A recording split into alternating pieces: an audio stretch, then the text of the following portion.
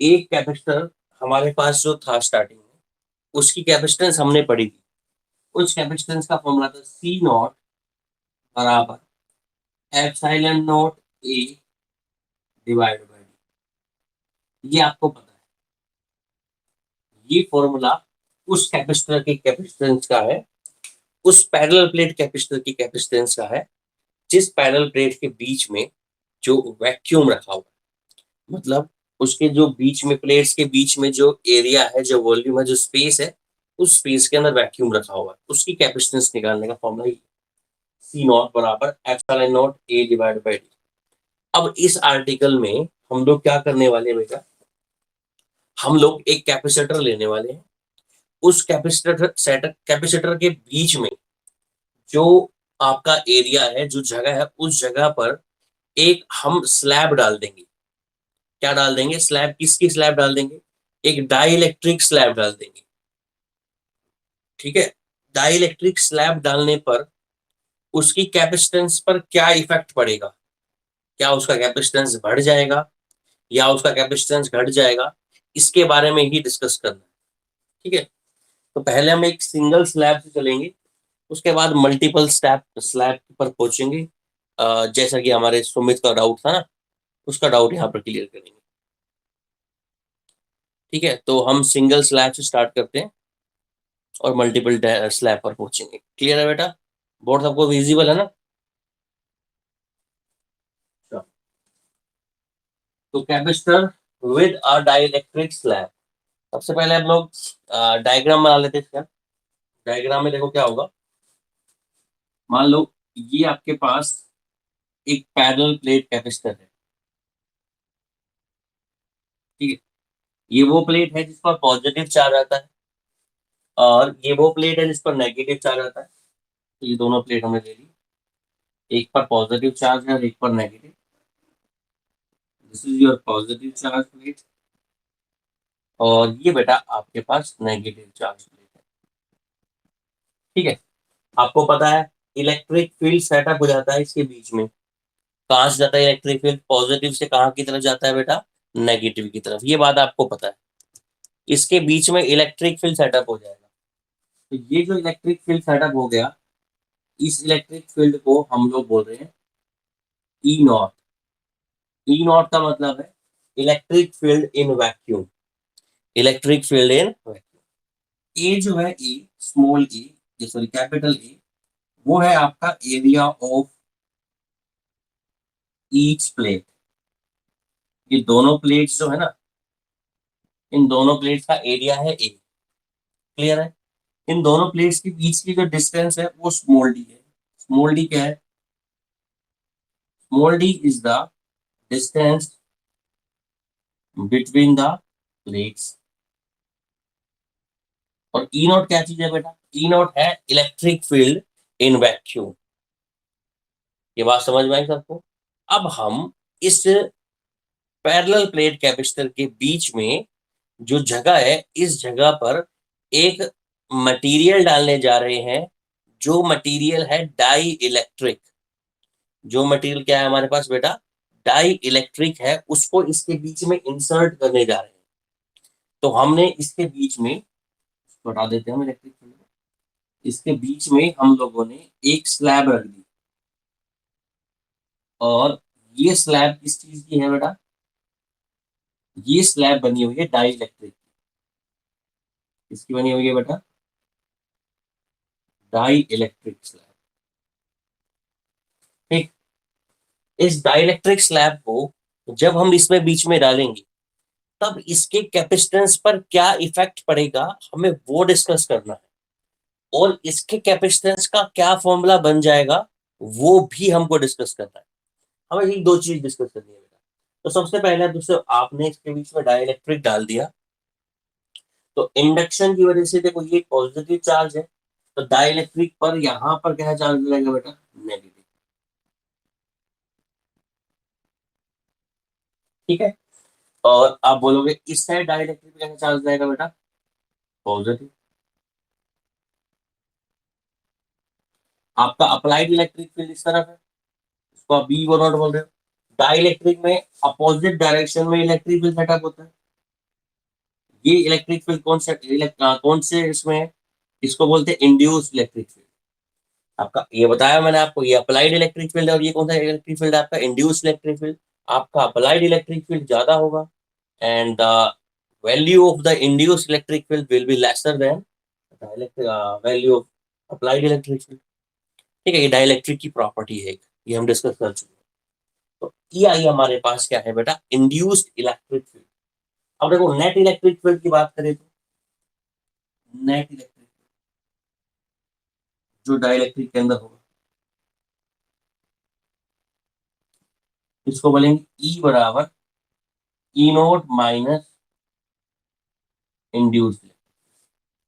ई note बराबर ई note minus, मतलब ये जो ई है ना, ई लिख रहा हूं बेटा, ये इलेक्ट्रिक फील्ड किसके अंदर है? ये electric field net electric field है किसके अंदर बेटा? डाइलेक्ट्रिक के अंदर। ई नोट क्या है हमारे पास? Applied electric field.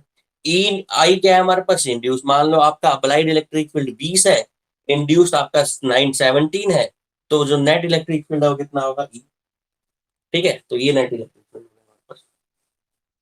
अब ये जो हमने डाइलेक्ट्रिक स्लैब ली है, इस डाइलेक्ट्रिक स्लैब की थिकनेस दी हुई है बेटा, यहाँ से यहाँ तक की डिस्टेंस, ये थिकनेस दी हुई, इस थिकनेस को बोल देते हैं टी।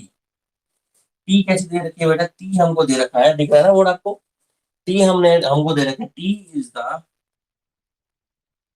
थिकनेस ऑफ, किसकी थिकनेस है बेटा? ये डाई इलेक्ट्रिक स्लैब की थिकनेस है, ये टी दी हुई है। इस टी की वैल्यू को ज्यादा और कम भी आप कर सकते हो, वो कंडीशंस पर, या फिर वो सब स्पेशल केस बनाने के काम आएगा।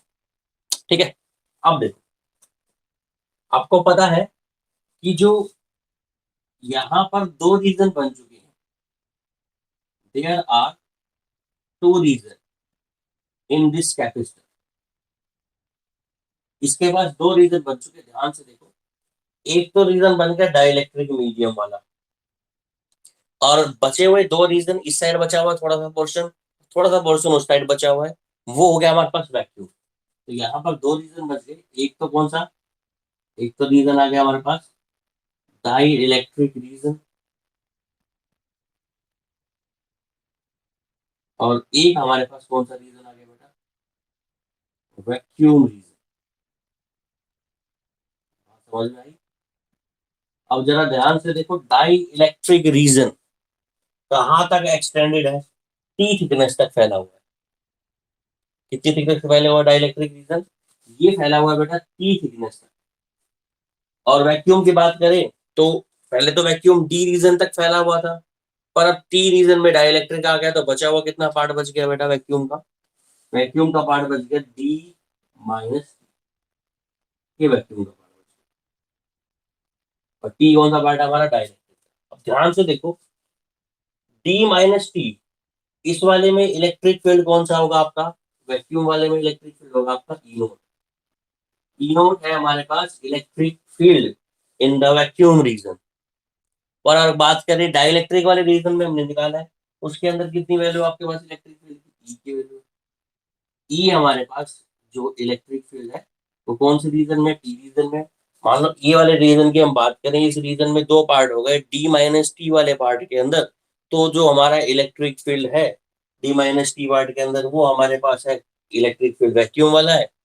और बचा हुआ पार्ट जो इलेक्ट्रिक फील्ड है वो कौन से वाले पार्ट में है? वो रीजन डाइलेक्ट्रिक वाले पार्ट में है, वो हमारे पास ई है। ये बात आपको समझ में आ गई होगी, दोनों पॉइंट। इसी से देखो, ये बात आपको बुक में नहीं मिलेगी आपको, ये बात इसलिए मैं आपको बता, इसी से एक बात निकलती है। देखो, हमने एक फॉर्मूला पढ़ा था आपको, ई बराबर माइनस का डीवी बाई डी आर, याद है? बताओ एक बार, किस चीज को याद है फॉर्मूला? बॉयज में, गर्ल्स में, कोई बता दो। ई बराबर माइनस का डी बाई डी आर, याद है? सब बच्चों को याद होगा बेटा ये। ठीक है, तो इसी फॉर्मूले का यूज करते हैं।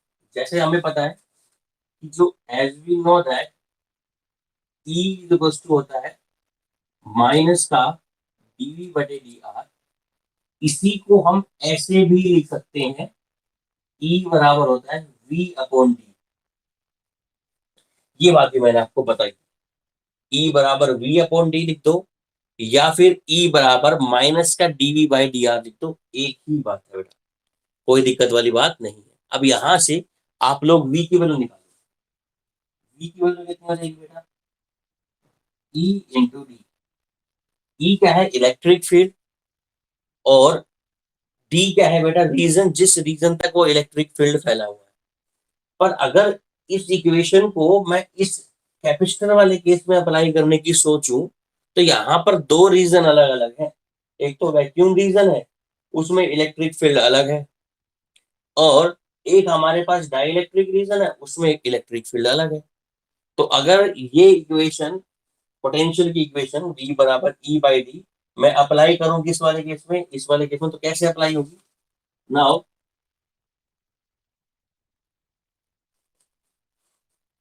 नाउ इक्वेशन क्या बन जाएगी, देखो बेटा, V is equal to E naught, E naught पहले ले लेंगे, या फिर पहले ई ले लो। ई कितने रीजन तक फैला हुआ, टी, तो ई मल्टीप्लाई पे कितना हो जाएगा बेटा, टी, ई मल्टीप्लाई पे हो गया टी।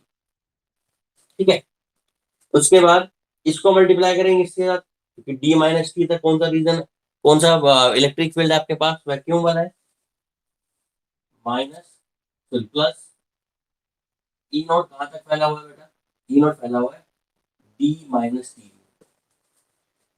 ये इक्वेशन किस किस बच्चे को समझ में आई, पहले तो मुझे वो बता। जिसको ये जिसको ये समझ में आ गई, उसको डेरिवेशन समझ में आ जाएगा। कि कोई ऐसा बच्चा तो नहीं जिसको ये इक्वेशन समझ नहीं आई। जिसको नहीं आई वो दोबारा बता देंगे, मैं दोबारा बता दूंगा उसको, अदरवाइज फिर मैं आगे चलता हूँ यहाँ से। ये क्वेश्चन सबको समझ में आ गई, एक बार दोबारा बता दूं। देखो, ये फॉर्मूला है हमारे पास पोटेंशियल का, V बराबर कितना है, E not multiply by D. ये पोटेंशियल का फॉर्मूला था। ई की वैल्यू हमको पता है पहले ही, हमने ई बराबर पढ़ा हुआ है, डीवी बाई डी आर बोल दो, चाहे ई को बोल दो वी बाई डी, एक ही बात है, electric field potential upon distance. तो अगर हम बात करें वी की, तो वी की वैल्यू कितनी होगी, ई मल्टीप्लाई बाई डी। वी की वैल्यू कितनी होगी, ई मल्टीप्लाई बाई डी, ये होती है वी की वैल्यू। अब यार ध्यान से देखो, ई इलेक्ट्रिक फील्ड है, डी डिस्टेंस है। अब हमारे पास इलेक्ट्रिक फील्ड दो अलग अलग रीजन में अलग अलग है। पर ई रीजन में इलेक्ट्रिक फील्ड, टी रीजन में इलेक्ट्रिक फील्ड ई है, डी माइनस टी रीजन में इलेक्ट्रिक फील्ड है। अब इलेक्ट्रिक फील्ड को डिस्टेंस से मल्टीप्लाई करोगे तो पोटेंशियल मिलेगा। देखो, इस ई को मल्टीप्लाई करा डी से, इलेक्ट्रिक फील्ड और डिस्टेंस, पोटेंशियल आ गया। दूसरा रीजन बच गया कौन सा, ई नोट। ई नोट को मल्टीप्लाई कर दिया किससे, डी माइनस इलेक्ट्रिक फील्ड और डिस्टेंस, किसके बराबर, ये पोटेंशियल। ये पोटेंशियल कौन से मीडियम की है, ये पोटेंशियल आपके पास डाइलेक्ट्रिक मीडियम की, और ये पोटेंशियल आपके पास कौन सी वाली मीडियम की, वैक्यूम वाली मीडियम की। दोनों पोटेंशियल को जोड़ दिया तो नेट पोटेंशियल की वैल्यू आ गई। तो वी की वैल्यू कितनी आ गई बेटा, ई टी प्लस ई नोट इंटू में डी माइनस सी। यहाँ तक समझ में आई बात, यहाँ तक कोई डाउट नहीं होगा मेरे को लगता है। अब देखो, पूरी इक्वेशन में से, इस पूरी इक्वेशन में से हम लोग कॉमन ले सकते हैं क्या बेटा, हम इस पूरी इक्वेशन में से कॉमन ले रहे हैं ई नोट को। क्या कॉमन ले रहे हैं बेटा, ई नोट को। देखो, फर्स्ट वाली इक्वेशन में ई नोट नहीं है, अगर ई नोट नहीं है, आप कॉमन ले रहे हो, तो ई नोट किस में आ जाएगा बेटा, डिवाइड में आ जाएगा। करें इसको स्टार्ट, देखो, इस इक्वेशन में से ई नोट कॉमन ले लो, ई नोट आपका बाहर आ गया। ये हमारे पास ई नोट की वैल्यू होगी, इसके इनसाइड क्या बच जाएगा, ध्यान से देखो, इसमें ई नोट है ही नहीं, तो ये बचेगा ई नोट बटे, सॉरी, ई बटे ई नोट इंटू में टी, यही बचेगा। यहाँ से ई नोट कॉमन आ गया, प्लस का क्या बचेगा बेटा, डी माइनस, ये इक्वेशन बन गई हमारे पास। यहाँ तक किसी को कोई डाउट नहीं होगा मुझे लगता है। अब ध्यान से देखो, एक हमने इक्वेशन, हमें डाइलेक्ट्रिक कांस्टेंट के बारे में पता है। तो डाइलेक्ट्रिक कांस्टेंट होता है, as we know that, dielectric constant की वैल्यू जो होती है वो किसके बराबर होती है, ई नॉट बटे E, electric field vacuum upon electric field medium, किसके बराबर होता है, के हमारे पास क्या होता है, डाइलेक्ट्रिक कांस्टेंट। ठीक है, तो ई नॉट बटे ई बटे ई नॉट, इसकी वैल्यू क्या हो जाएगी, वन अपॉन के हो जाएगी। तो यहाँ पर वैल्यू क्या हो जाएगी बेटा, टी बाई के। क्या वैल्यू बच जाएगी यहाँ पर, टी बाई के, इसकी वैल्यू पुट कर दो। मतलब हमारे पास ई बटा ई नॉट की वैल्यू आएगी वन अपॉन के, तो यहाँ पुट कर दो। तो v बराबर कितना हो जाएगा बेटा, ई नॉट तो बाहर है ही, इंटू में ये हो जाएगा कितना, T by K plus D minus, ये बात समझ में आ गई। ये हमने पोटेंशियल की वैल्यू निकाली। पोटेंशियल की वैल्यू निकालने के बाद अब हम किसकी वैल्यू निकाल लेंगे बेटा, इलेक्ट्रिक फील्ड की वैल्यू निकाल लेंगे। किसकी वैल्यू निकाल लेंगे, हमें पता है ई नोट की वैल्यू होती है sigma by epsilon note, electric field की वैल्यू को पता होगा। हमें पता है किसकी वैल्यू बेटा, ई नोट की वैल्यू क्या होती है, sigma by epsilon note. Put कर दो यहाँ पर, तो वी की वैल्यू क्या हो जाएगी, sigma by epsilon naught into T upon K plus D minus की वैल्यू होगी। सिग्मा क्या होता है बेटा, charge density, charge per unit area, तो इसकी वैल्यू क्या हो जाएगी, क्यू बाई। तो वी की वैल्यू कितनी हो जाएगी बेटा, Q upon A epsilon naught bracket start T by K plus D minus T. Simple mathematics, ज्यादा कुछ नहीं। देखो पोटेंशियल की वैल्यू निकाली, देखो मैंने पिछली बार जब सी बराबर epsilon note A divided by D drive किया तब यही स्टेप लगाए थे। पहले हमने पोटेंशियल निकाला था, पोटेंशियल निकालने के बाद इलेक्ट्रिक फील्ड की वैल्यू निकाली थी, इलेक्ट्रिक फील्ड और पोटेंशियल में दोनों पुट कर दिया था। उसके बाद क्या, क्यू बराबर सी वी, सी की वैल्यू क्या होती है, क्यू बाई वी, वो पुट करके हमने सीधा सोल्व कर दिया। ऐसे ही हमने क्या किया, पहले पोटेंशियल की वैल्यू निकाल ली, पोटेंशियल के अंदर फिर इलेक्ट्रिक फील्ड की वैल्यू पुट कर दी। अब कौन सा फॉर्मूला यूज करेंगे, Q is to C V, है ना। ठीक है, डायग्राम आपने नोट कर लिया होगा ऑप्शन, इस डायग्राम को मैं मिटा रहा हूँ, कोई दिक्कत हो तो बता देना। तो हमारे पास देखो क्या बचता है बेटा, हमारे पास ये वी की वैल्यू आ गई। अब यूज करेंगे कौन सा formula, using the formula of capacitance. Q is to C होता है, सी इज टू क्या होगा, क्यू बाई वी। वी की वैल्यू यहाँ इस इक्वेशन से इसमें पुट कर दो, सी की वैल्यू कितनी आ जाएगी बेटा। अब देखो एक बार यहाँ पर मैं ये नहीं लिख रहा था, ऐसे लिखूंगा, सी की जगह बोलूंगा सी एम।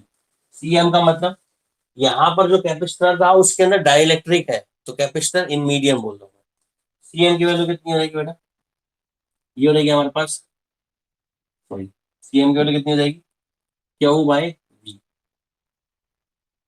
ठीक, इस क्यू को एज इट इज रहने दो, इस वी की वैल्यू उठा के यहाँ डाल दो, डालो वैल्यू, ये हो जाएगी क्यू, ए ऊपर चला जाएगा, एप्सिलॉन नॉट नीचे ऊपर चला जाएगा, बच गया ब्रैकेट में टी, वाहिगुरु जी प्लस के डी माइनस टी, बच गए।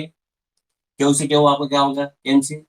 तो सी एम की वैल्यू क्या आ गई भाई साहब, इसकी वैल्यू साफ साफ आ जाएगी, देखो ए एप्सिलॉन नॉट इनटू में D by K plus D minus T, ये वैल्यू बच जाएगी।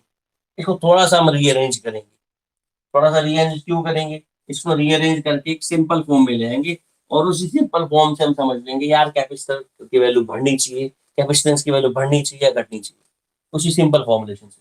ठीक है, अब देखो इस वाली पूरी क्वेश्चन को थोड़ा सा रीअरेंज करते हैं, सी एम दोबारा लिखता हूँ मैं, ये होगा ए एप्सिलॉन नोट, इसको थोड़ा सा रीअरेंज करता हूँ, टी वाली टर्म को इस साइड जाता हूँ, टी इसमें से कॉमन ले लेता हूँ मैं।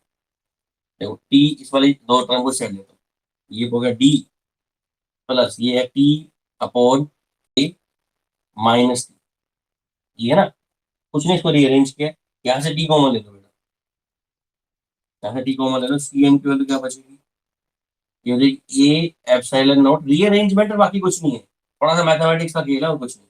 इसमें से टी कॉमन ले लिया हमने, तो ये बचेगा टी, तो यहाँ है ही, अगर टी आप यहाँ कॉमन ले लोगे तो यहाँ बच जाएगा 1/t माइनस 1, यहाँ पर ये बच जाएगा। ठीक, कोई दिक्कत नहीं, इसमें से टी कॉमन लिया, 1/t माइनस 1 यहाँ बच गया। अब जरा ध्यान से देखो, इस पूरी इक्वेशन में से जो नीचे इक्वेशन बनी है, थोड़ा सिंपल सा मैथमेटिक्स है, इस पूरे में से डी कॉमन ले लो, इस पूरी इक्वेशन में। तो देखो सी एम की वैल्यू क्या आ जाएगी, सी एम बराबर ये होगा ए एप्सिलॉन नोट, यहाँ से देखो डी कॉमन ले लिया, अगर डी कॉमन ले लिया तो यहाँ अंदर क्या बच जाएगा बेचारा, सिर्फ एक ही बच जाएगा, डी तो भाई साहब बाहर चले जा चुके हैं। इस टी भाई इस पूरी में से अगर मैं वन कॉमन लेता हूँ, सॉरी डी कॉमन लेता हूँ, टी से डी से डिवाइड हो जाएगा, यहाँ बच जाएगा कितना बेटा, ये हो जाएगा T by D into 1/k minus, ये वैल्यू बच जाएगी। कोई डाउट, कोई डाउट नहीं होना चाहिए, अगर डाउट है तो भी कोई दिक्कत नहीं है, सॉल्व हो जाएगा। ठीक, देखो थोड़ा सा और भी देखो, अलग तरीके से बुक, अलग अलग बुक में अलग अलग तरीके से आपने कर रखे, तो अब रीजन क्या था डी को भाग देने का, हमें पता है epsilon not a divided by D होता है कैपेसिटर विद कैपेसिटेंस, है ना, capacitor with capacitance with having dielectric medium. तो इसकी वैल्यू क्या होती है, ए एप्सिलॉन, यहाँ से ए एप्सिलॉन नॉट इनटू में डी, इसकी वैल्यू होती है किसके बराबर होती है बेटा, सी नॉट। अब यहाँ अंदर क्या बच गया, 1 plus T by B into 1 by K minus 1। Clear है, 1 बाई के माइनस 1। अब ध्यान से सुनो, मैं क्या बताने जा रहा हूँ। वैसे ये तो फॉर्मूला आ गया है हमारा, capacitance with dielectric medium, C M बराबर सी नोट। कैपेसिटेंस क्या है, with vacuum, divided by 1 plus T by D, 1 plus T by D into 1 minus 1 upon K minus 1। ये हमारे पास क्या आ गया, capacitor with having dielectric medium.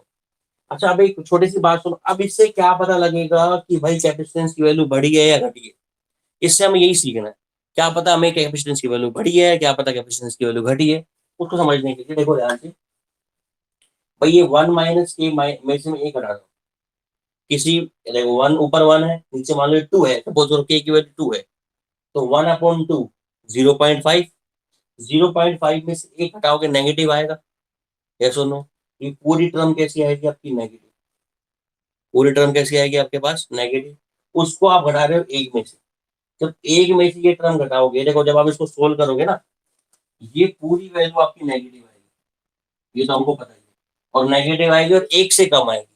मान लो इस पूरी की वैल्यू आ गई आपके पास 0.4 आ गई। कितनी आ गई, 0.4 पर किसकी आ गई, नेगेटिव। ध्यान से दोबारा क्या बता रहा हूँ, भाई 1 अपॉन के माइनस 1 करेंगे तो 0 पॉइंट कुछ आएगा, टी बाई डी को डिवाइड करेंगे तो मल्टीप्लाई होने के बाद बचेगा वही 0 पॉइंट कुछ आएगी वैल्यू, पर वो नेगेटिव ही रहेगी, है ना। तो जीरो माइनस तो कितना आ गया, 0.4 आ गया पूरी की वैल्यू। सी एम की वैल्यू तो क्या बची, सी एम की वैल्यू एग्जाम्पल की फॉर्म में बता रहा हूँ बेटा, मैं एग्जाम्पल आ गया जी, सी नॉट ऊपर रहा अपॉन, इसकी वैल्यू आ गई 1 माइनस 0.4। सी एम की वैल्यू कितनी आ रहेगी बेटा, सी नॉट बटे 0.4 डिवाइड करो कितना आ जाएगा, 0.6। अगर इसको सोल्व करोगे 10 ऊपर चला जाएगा, 10/6 आ गया। इसको काटो तो दो दिया 6 है, 2 5 मतलब 5/3 ऑफ सी नॉट। बात समझ में आई। 5/3 को डिवाइड करो कितना आएगा, 3 1 जा 1, बच गया कितना, 1.6 आएगा। देखो यहाँ सी एम की वैल्यू कितनी आ गई, 1.6 ऑफ सी नॉट। ध्यान से देखो इसमें क्या हो गया कि जब हमने इसको सोल्व किया, ये हमने ये पाया कि जो सीएम की वैल्यू है वो सी नोट से 1.5 गुना ज्यादा आ रही है, 1.6 टाइम क्या आ रही है, ज्यादा। इसका मतलब क्या हुआ बेटा, अगर आप किसी कैपेसिटर में आप एक डाइलेक्ट्रिक मीडियम डालते हो तो उससे उसकी कैपेसिटेंस इंक्रीज हो जाती है, उससे उसकी कैपेसिटेंस क्या हो जाती है बेटा, इंक्रीज। तो यहाँ हम लिख सकते हैं, क्या लिख सकते हैं यहाँ पर, bye inserting, bye inserting a dielectric slab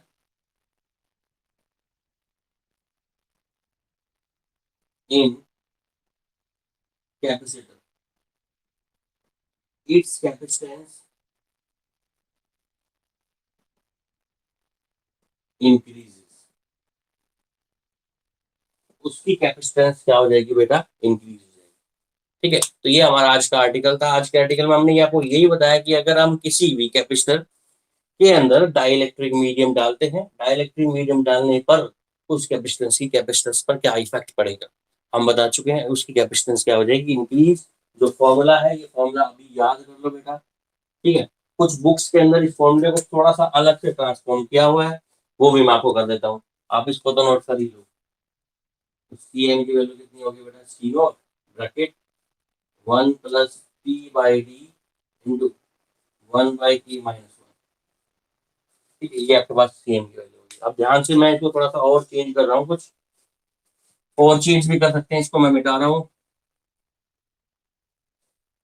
देखो जैसा कि मैंने आपको ये बताया था कि जो कैपेसिटर है, स्पेशल केस लेके चल रहे हैं, कौन सा केस लेके चल रहे हैं बेटा, इसका स्पेशल केस लेके चल रहा है, जो कि इंपॉर्टेंट केस है। स्पेशल केस नाम दे देता हूँ, स्पेशल केस। स्पेशल केस में जो डाइलेक्ट्रिक की थिकनेस है उसको मैं डी के बराबर लेता हूँ। इससे क्या समझते हो कि जो डाइलेक्ट्रिक की थिकनेस है वो कैपिटल डी के बराबर है। क्या मतलब हो इसका, बताओ बेटा। स्पेशल केस नंबर 1, किसी को समझ आ रहा है? कि टी की वैल्यू डी के बराबर पुट कर दी, इसका मतलब क्या हुआ? अरे बोलो कुछ तो, सुन हो तो जा रहे, सो तो नहीं गए?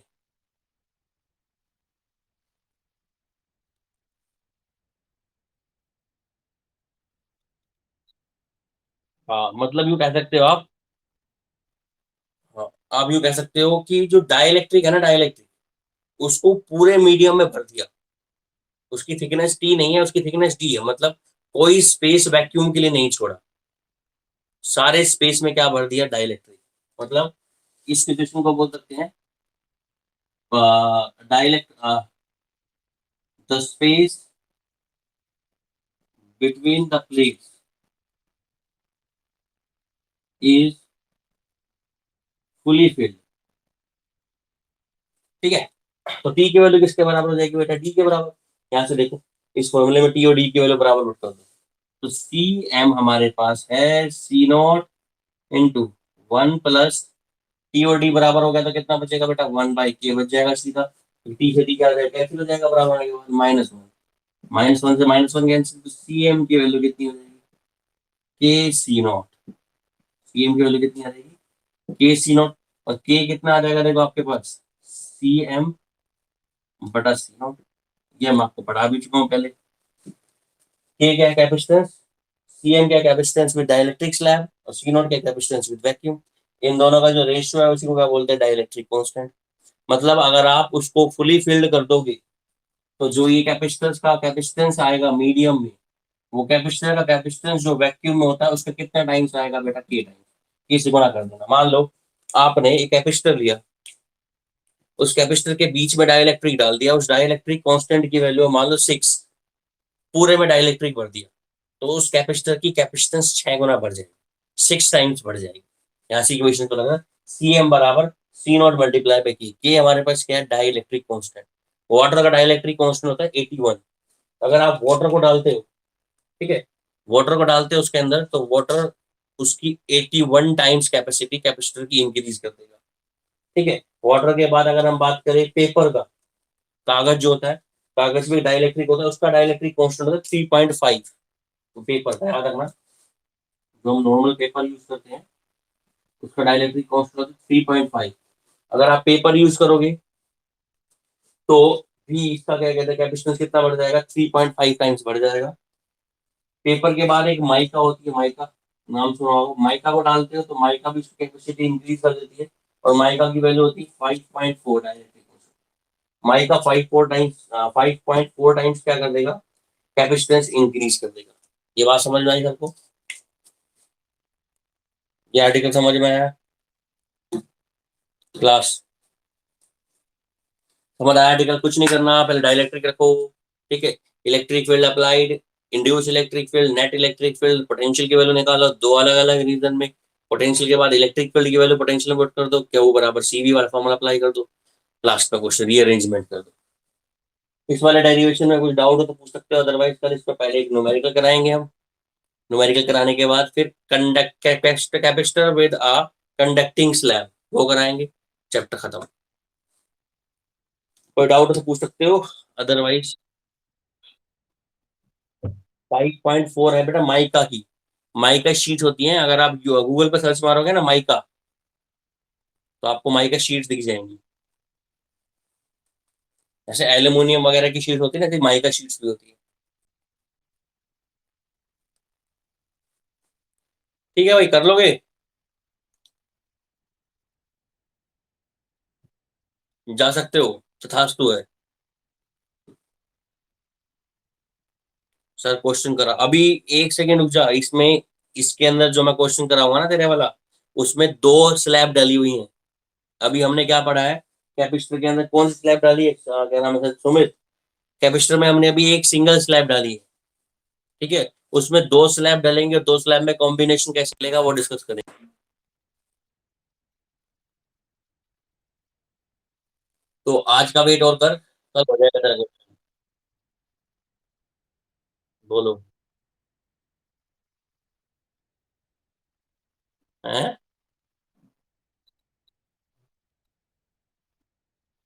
टू रीजन बता। हम्म हम्म, देख भाई, देख, ये हमारे पास क्या था, पैनल प्लेट कैपेसिटर था। ये हमारे पास क्या है, डाइलेक्ट्रिक। इस डाइलेक्ट्रिक में इलेक्ट्रिक फील्ड कितना है, ई। बाहर इलेक्ट्रिक फील्ड कितना है, ई नोट, है ना। ई कितने जगह तक फैला हुआ है, टी जगह तक। और ई नोट कहाँ तक फैला हुआ है, टी माइनस जी तक। ठीक है। ठीक है, और बताओ भाई, कोई डाउट हो तो बताओ, अदरवाइज चलो।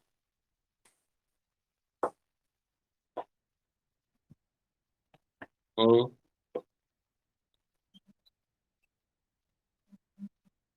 हाँ, पोटेंशियल स्केलर क्वांटिटी है ना, उसमें इलेक्ट्रिक फील्ड वेक्टर क्वांटिटी, इसमें एक की डायरेक्शन इस तरफ है, एक किस तरफ सब्ट्रैक्ट होंगे। पोटेंशियल स्केलर दोनों पॉजिटिव थी, दोनों ऐड कर दिया।